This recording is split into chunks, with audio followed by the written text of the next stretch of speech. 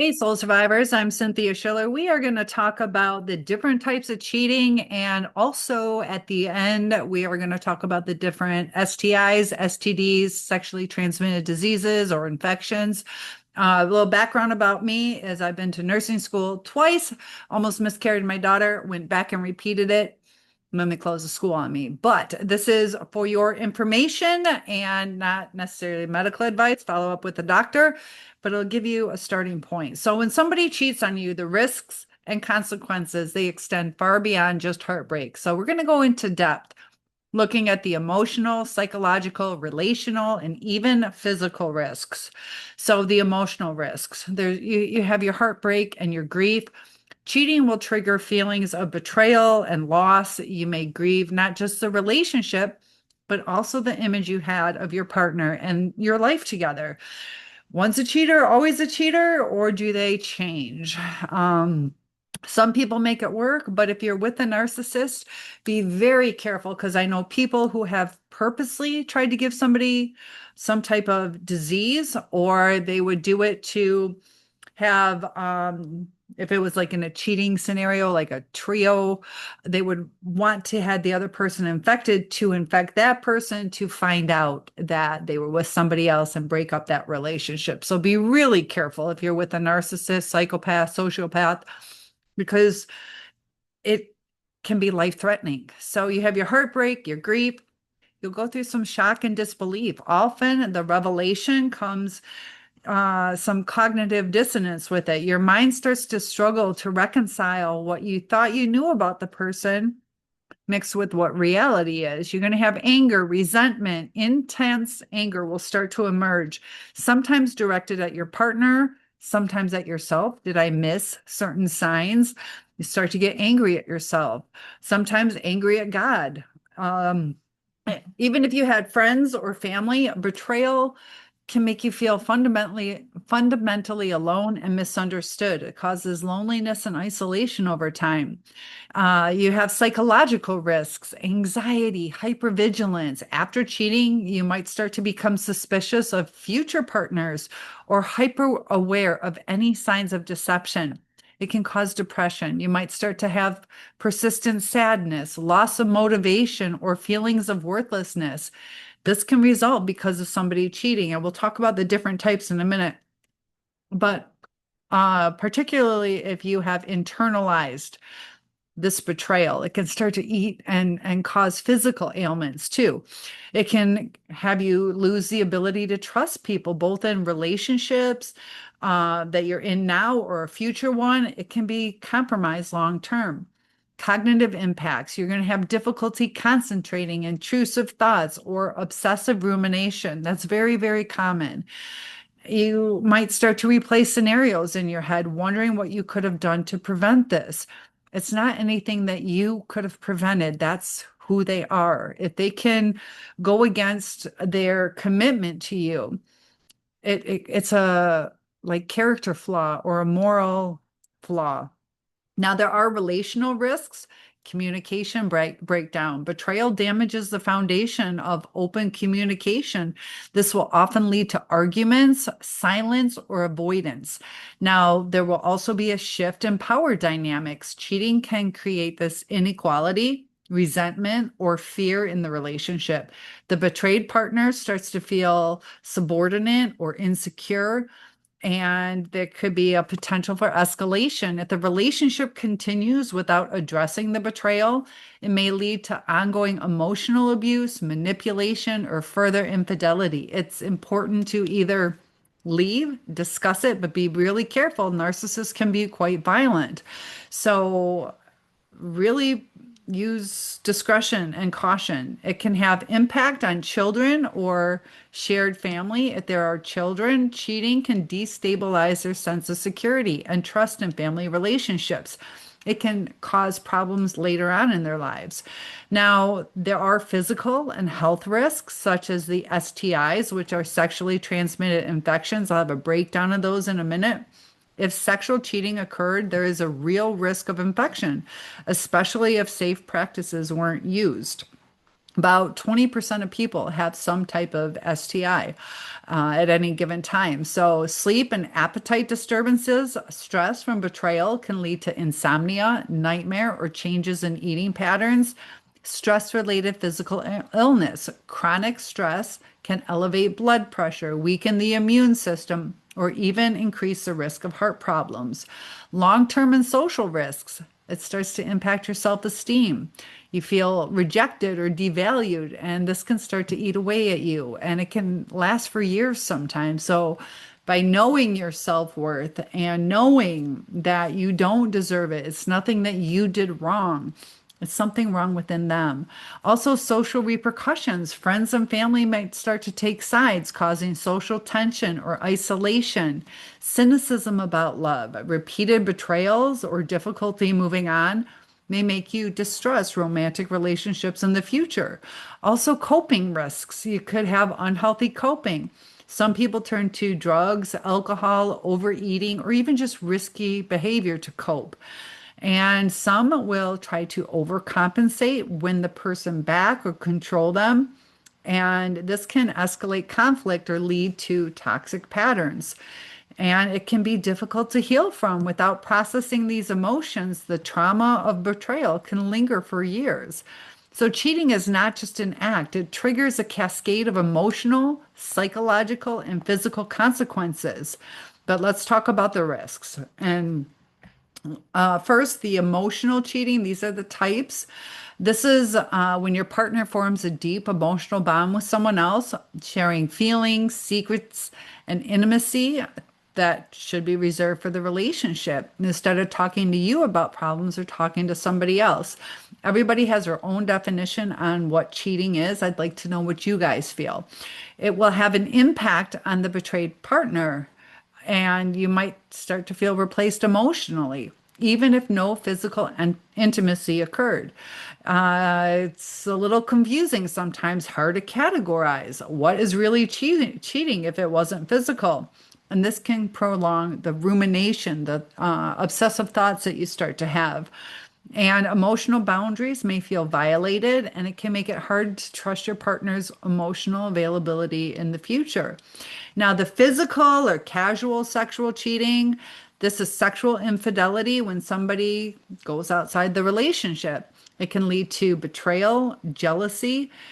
Physical intimacy is deeply personal, and discovering it was shared with someone else can be devastating. It breaks down that trust. You might have fear of STIs, and you can start to worry about your health risk, and this will increase your anxiety. And also, if they say that they're not going to cheat again, you're still going to have that anxiety. Are you able to trust them? Are you able to trust them with your physical health? And it can give you a big blow to your self-esteem. You might start to question your sexual appeal or worthiness. And the physical reminders, if you know details of the act, it can cause intrusive thoughts and trauma-like symptoms. You can start replaying things, even just a certain color or a pair of underwear or perfumes, whatever it is, candles. Can start to keep you in that rumination cycle. Now, a long-term affair, this is where it's sustained, often secretive, and it's a relationship outside the primary relationship. It has compounded trauma. The betrayal is extended over time, deepening the psychological impact. Identity shaking, you start to question your judgment and whether you really knew your partner at all. It's hard to rebuild trust. Doubts may persist even after reconciliation or separation. So there's also the online and cyber cheating that we're going through now. Intimacy via text, apps, or social media that mimics emotional or sexual affairs. And it can feel unreal. Is this really cheating? And it starts to cause like mental stress, a little disbelief and confusion. And invasion of privacy. Knowing they hid this from you online can feel like a violation of personal boundaries. Difficulty moving on. These digital traces can cause obsessive checking or revisiting different websites or their Facebook messages. and it just prolongs the pain. Also, micro cheating. This is where small actions that suggest romantic or sexual interest outside the relationship, whether it's flirting, secret messages, emotional closeness, this can create chronic stress and hypervigilance. Even minor acts can accumulate, causing long-term relational insecurity. You might start to replay interactions endlessly, going on and on in your mind, wondering where to draw the line, how to get these thoughts to stop. So, all types of cheating damage trust, but the intensity and type of trauma differ. Emotional cheating can hurt deeply, just as deeply as physical cheating, but because attachment and intimacy were betrayed, it causes that trauma. The longer the affair or the more secretive it was, the deeper the psychological and emotional impact. Recovery depends on acknowledgement, accountability, therapy, and healthy coping strategies. I'd like you guys to tell me, what are your experiences? If you forgave someone, did they keep up and honor that new commitment to not cheat, or did they just go right back again and do it? So, let's talk about the different types of STDs. Now, like I said, a little disclaimer, this is for your information, not to be replaced for medical advice, but chlamydia. These are going to be a list of the bacterial sexually transmitted infections, and these are the ones that can usually be cleared up with antibiotics, but not all are bacterial. So, signs and symptoms, these are often asymptomatic, which means there's no real symptoms. In 70 to 90% of women, they don't have any symptoms. 50% of men won't have symptoms. But if they do, it has like a burning sensation during urination, unusual discharge. From, I'm just going to use medical terms, from the penis or vagina, white, yellow, or cloudy, lower abdominal pain, painful intercourse, which is sex in women, testicular pain in men. Now, risks, if untreated, it can cause infertility, PID, which is pelvic inflammatory disease, which can make you really sick, cause infertility, increased HIV risk, and gonorrhea. Signs and symptoms, again, asymptomatic. Many people do not have symptoms, especially women. But if they do have symptoms, painful urination, discharge from the penis, white, yellow, or green, or the vagina, vaginal bleeding between periods, rectal pain, which is your butt, your anus, also discharge or bleeding if it's an anal infection. So if you're having anal intercourse, you can still get infections that way. So risks if untreated. PID, which is that pelvic inflammatory disease, infertility, joint infections, and systemic infection, which is throughout the body. Syphilis, we have syphilis. It was cleared up for a long time, but it's on the uprise again.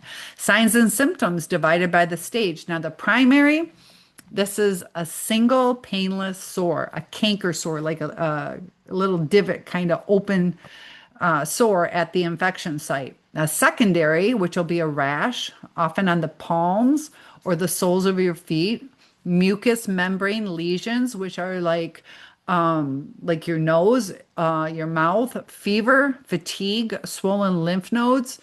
You also have nodes all over. They can be under your arms, in your groin. We have lymph nodes all over.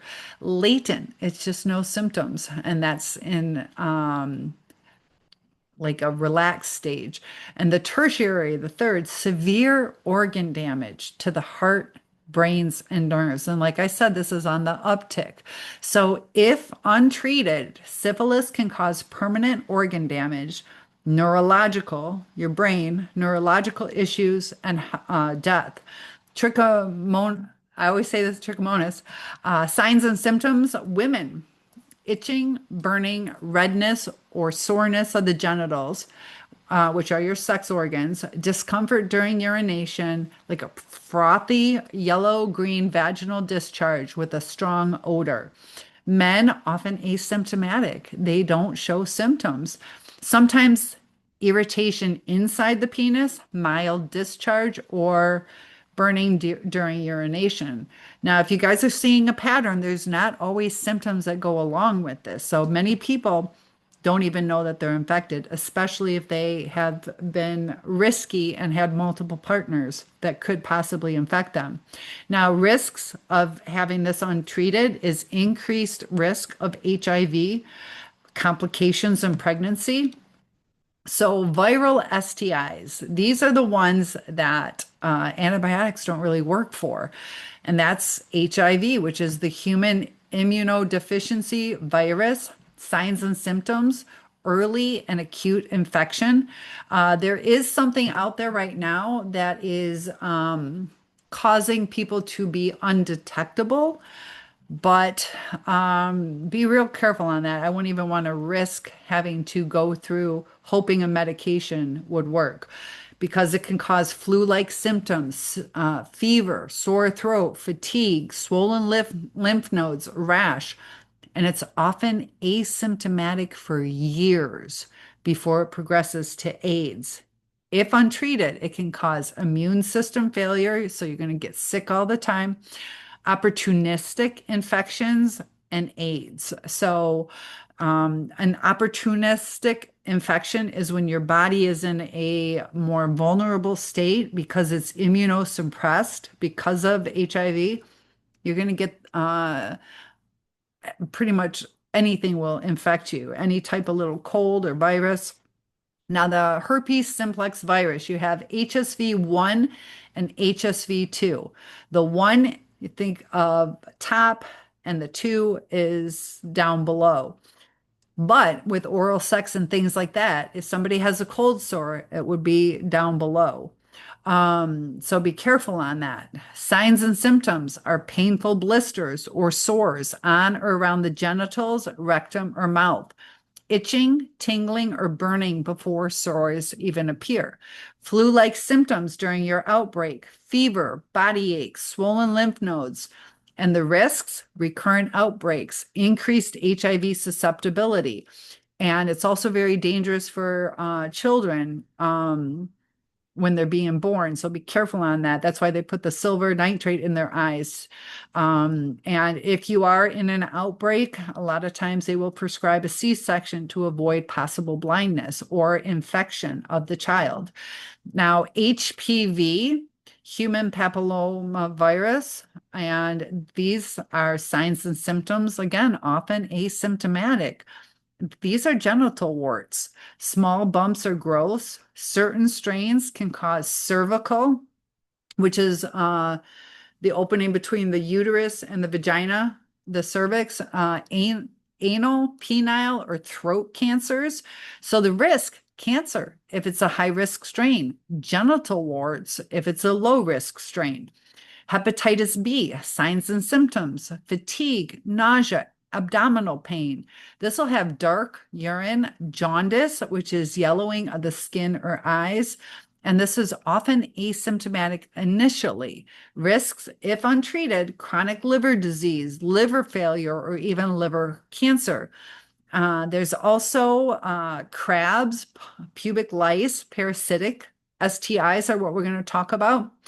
And there currently is this new STI out there that is a flesh-eating infection. So they talk about the blue waffle. There's so many different diseases out there, but pubic lice, crabs, itching in the genital area, visible lice or eggs in the pubic hair, red or irritated skin from scratching. And you got to remember too that open wounds can cause an increase in possible HIV infection.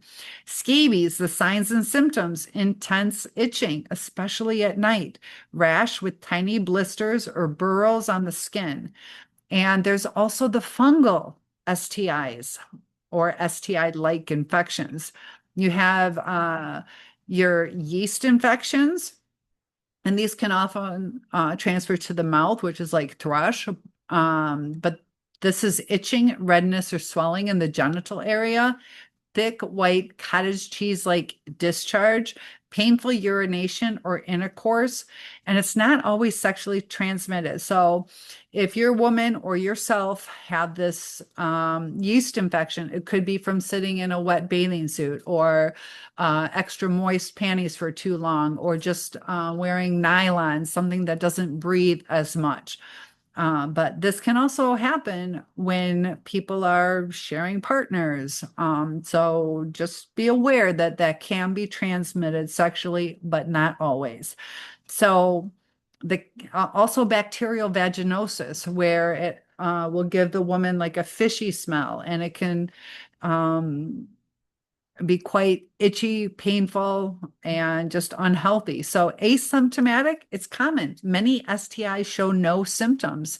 So testing is crucial. Don't just trust by looks or by smell. You need those actual tests. Overlap in symptoms, burning, discharge, itching, and pain are common across multiple STIs.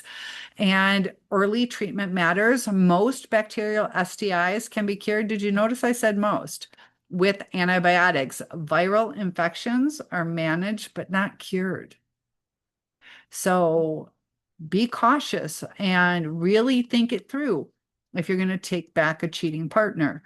Testing frequency. Sexually active people should test regularly, about every 3 to 6 months, or as recommended by your healthcare provider. So there are types of transmissions. Chlamydia is vaginal, anal, or oral, and urgency for treatment. This is high because it can cause infertility or pelvic inflammatory disease.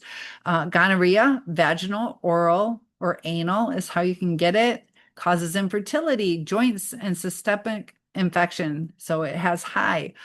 Syphilis. This is a very high urgency for treatment. Now, the moderate is trichomonas, but this can be treated with antibiotics. HIV, very high. It can be lifelong management. Early detection improves outcome. And just be aware that if you would like more details, I can give you some more details, but I'm here to help you along the way. Just be really cautious on your physical and sexual health. A cheating partner not only damages your mind, but could damage your body as well. Take care of yourself, and I hope this was helpful. Please like and share, hit that notification bell, and I'll get the next video out to you soon.